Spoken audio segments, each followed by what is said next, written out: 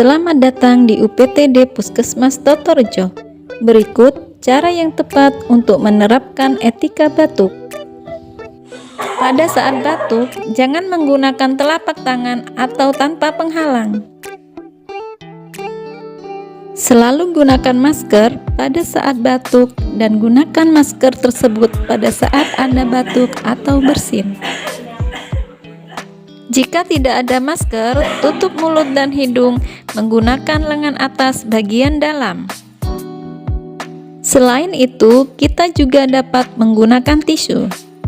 Upayakan tisu menutup mulut dan hidung pada saat batuk dan bersin.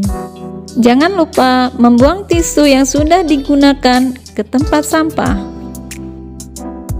Selanjutnya, cuci tangan 6 langkah.